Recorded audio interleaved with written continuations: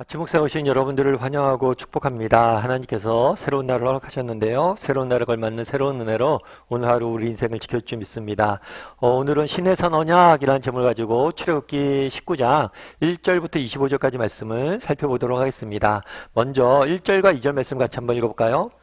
이스라엘 자손이 애굽 땅을 떠난 지 3개월이 되던 날 그들이 시내 광야에 이르니라. 그들이 르비딤을 떠나 시내 광야에 이르러 그 광야에 장막을 치되 이스라엘이 거기 산 앞에 장막을 치니라. 예, 이스라엘 백성들이 출애굽을 하죠. 그리고 석 달이 지났다라고 이야기합니다. 3개월이 지난 다음에 어디에 도착했다고 그래요? 시내 광야에 도착했다라고 이야기를 해요. 지도로 보면 이렇게 됩니다. 원래 이스라엘 백성들은 이 고센 땅에 있었죠. 그래서 출애굽을 하게 됩니다. 숫곳을 지나 이 홍해 쪽으로 오죠. 여기서 홍해를 건너게 됩니다. 홍해를 건넌 다음에 다시 밑으로 내려와요. 이 반도가 이렇게 생긴 모양이 시내 반도예요. 시내 반도. 시나이 반도라고 불리는. 그래서 홍해를 건넌 다음에 밑으로 내려와서 마라와 엘림을 지나게 돼요. 그리고 르비딤에 가게 됩니다. 그런 다음에 어디로 내려왔냐면 이 시내 광야로 내려왔어요. 그리고 이 시내 광야는 어디냐면 시내 산이 있는 곳이었어요. 이 시내 산은 어디 있냐면 이 시내 반도의 남쪽에 있는 거예요. 근데 이 시내 산은 어떤 산이라고 불렀냐면 호렙산이라고 불렸어요. 호렙산은 어떤 산이었죠? 하나님께서 모세에게 나타나서 소명을 주셨던 상이에요. 소명을 주실 때 하나님께서 뭐라고 얘기했습니까? 네가 이곳에 와서 너희의 백성과 함께 나를 예배할 것이다. 그 하나님의 말씀하신 그대로 이스라엘 백성들이 출애굽을 해서 뭘 하는 모습들을 보게 돼요? 이곳에서 예배하는 모습들을 보게 됩니다. 그래서 오늘 본문을 통해서 시내 광야에서 와서 그냥 장막을 쳤다 이렇게 하면 되겠지만 이거 굉장히 중요한 말이에요. 왜 중요할까요? 그것은 하나님이 어떤 분이신지를 보여주기 때문이에요. 우리 하나님은 어떤 분이세요?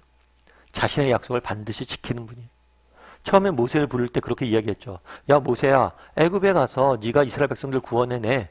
그러면 너 여기 와서 나한테 예배할 거야. 그 말을 들었을 때 어떤 생각이 들까요? 세상적으로 보기엔 말도 안 되잖아요. 모세가 뭐 군대가 있습니까? 창이 있습니까? 뭐 뛰어난 게 뭐가 있어요? 목자인데, 목동인데. 그런데 애굽에 가서 네가 혼자 구해내라는 거예요. 그게 가능합니까? 무슨 미션 임파서블도 아니고 무슨 대단한 영웅도 아니고 거의 불가능한 일이에요. 그럼에도 불구하고 모세가 뭐예요? 순종했을 때 정말 하나님께서 그 순종을 기뻐 받으시고 그 약속을 그대로 이루는 모습을 보게 돼요. 사실 우리가 세상 사는 것도 마찬가지잖아요. 오늘 말씀 듣고 이렇게 또 성경에서 배우면 세상에서 이렇게 살아라, 뭐 이렇게 되면 내가 너희를 지킬 것이다. 어떻게 보면 너무 말도 안 되는 소리 같죠. 세상 속에서 믿음 지키고 뭐 믿음 일치하고 기도하고 산다고 뭐 달라지겠어? 응답이나 되겠어? 그러지만 그렇지 않다는 거예요. 하나님께서 반드시 자신의 약속을 지키시는 분이심을 오늘 본문을 통해서 우리는 알 수가 있는 거예요. 그런 다음에 어떤 일이 있었을까요? 우리 3절과 4절 말씀 같이 한번 읽어볼까요? 모세가 하나님 앞에 올라가니 여호와께서 산에서 그를 불러 말씀하시되 너는 이같이 야곱의 집에 말하고 이스라엘 자손들에게 말하라.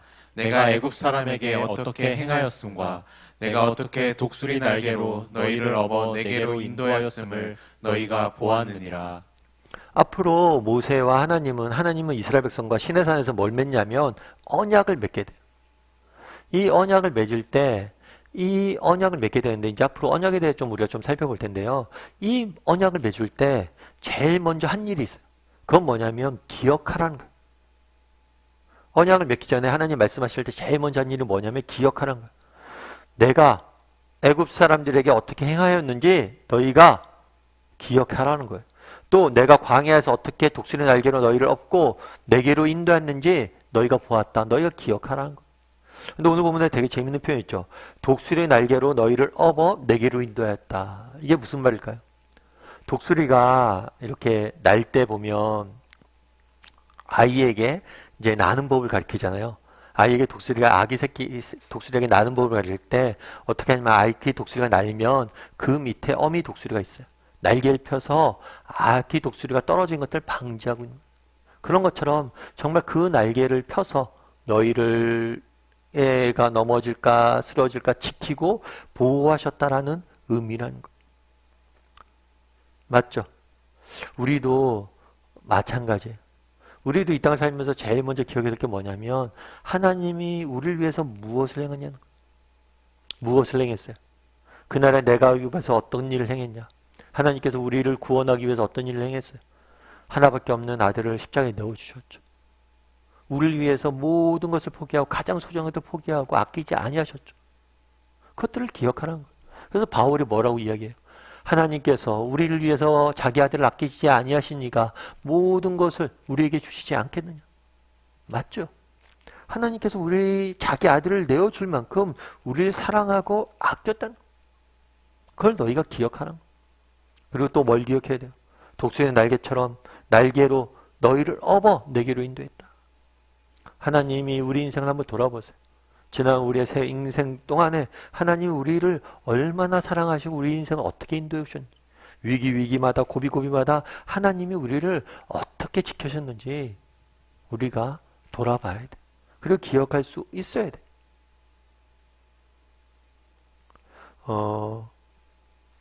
엘리자베스 쉐핑이라는 분이 계세요.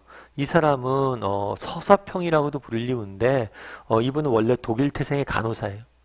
근데 우리나라에 오셔서 선교사로 오셔서 한일 합방이 이루어지는 그 일제시대 암울한 시대에 오셔서 광주 지역에서 정말 22년 동안 사역을 하면서 정말 가난한 사람들을 돕고 또 정말 아이들에게 여성들에게 교육을 가르치고 또 고아들을 돌보고 정말 먼 이국 땅에 와서 정말 아이들과 여자들과 고아들을 돕고 또 병든 사람도 고치고 평생을 그렇게 헌신했던 사람입니다.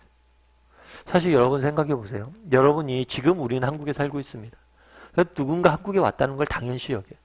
근데 여러분들이 지금 당장 아프리카 정말 그 낙후된 지역에 가서 여러분들 평생을 보내라고 그러면 쉽게 보낼 수 있겠어요? 누가 그런다고 그러죠. 외교관도 등급이 있다고. 외교관도 뭐 선진국에 가는 경우는 기쁘게 가죠. 근데 아프리카 같은데 정말 외지, 정말 험한 곳에 가는 거는 정말 외교관들도 그렇게 달갑지 않다고 그러죠. 하물며 여러분 선교사로 그곳에 간다는 건 쉬운 일이 아니에요. 근데 평생을 이렇게 우리나라에 와서 헌신을 하신 거죠. 그럼 어떻게 이렇게 헌신할 수 있었습니까? 라고 이야기 누가 물어봤어요. 그랬더니 그분이 그런 얘기를 하는 거죠. 이분이 원래는 미혼모의 딸로 태어났어요. 아버지가 누군지도 모르고 어머니도 일찍 죽었어요. 돌아가셨어요. 그래서 외할머니 손에서 자랐던 거죠. 그러다 보니까 우울하고 외로운 청소년기를 지냈고 정말 뭐 하나 소망이 없었어요. 그러다가 예수님을 믿게 된 거예요. 그리고 정말 예수님의 사랑을 깨닫게 된 거예요. 그 사랑을 깨닫자 그 사랑을 가슴이 뛰기 시작한 거예요. 그리고 그 사랑으로 인해서 뭘 한 거예요? 한국 땅까지 오게 된 거예요. 결국에 어떻게 그걸 할 수 있었냐? 사랑 때문이라고 이야기해요. 사랑 때문. 내가 받은 사랑. 그 사랑이 하나 있어서 여기까지 와서 이렇게 살 수 있었습니다. 우리도 마찬가지인 것 같아요. 그날에 하나님이 제일 먼저 하신 게 뭐예요? 기억하라는 거예요. 내가 널 얼마나 사랑하는지, 너희를 얼마나 아끼는지 기억하라는 거예요. 우리도 마찬가지예요. 이 땅을 살면서 기억해야 될 게 있어요. 하나님이 우리를 얼마나 사랑하는지를 기억해야 돼요. 그리고 그 사랑을 우리가 정말 그 사랑을 기억하고 그 사랑을 마음에 품을 수 있어야 돼요. 그랬을 때 우리 세상 속에서 승리할 수 있는 거예요. 우리가 가끔 그런 경우가 있잖아요. 아이가 시험을 봅니다. 시험을 망쳤어요. 시험을 망쳐서 너무나 분하고 그래서 내가 너무 공부 열심히 하고 노력했는데 시험을 망쳤다고 너무 슬퍼하고 있어요. 그랬을 때 엄마가 뭐라고 해요? 야, 괜찮아. 일로 와봐. 내가 한번 안아줄게. 그리고 어머니 품에 안기면 뭐예요? 다시 도전할 수 있는 힘이 생기잖아. 여러분, 우리도 마찬가지예요. 이게 사랑의 힘이에요. 우리도 정말 하나님의 사랑이 얼마나 큰지 깨닫고 그 품에 안겨야 돼. 그랬을 때 우리도 승리할 수 있을 거예요. 그래서 오늘 하루 정말 우리가 받은 사랑을 기억할 줄 아는, 정말 하나님 나를 얼마나 사랑하시는지, 나를 얼마나 아끼시는지 돌아보고 기억할 줄 아는 저와 여러분이 되었으면 좋겠고, 그 사랑으로 승리할 줄 아는 저와 여러분이 되기를 주님의 이름으로 소원합니다.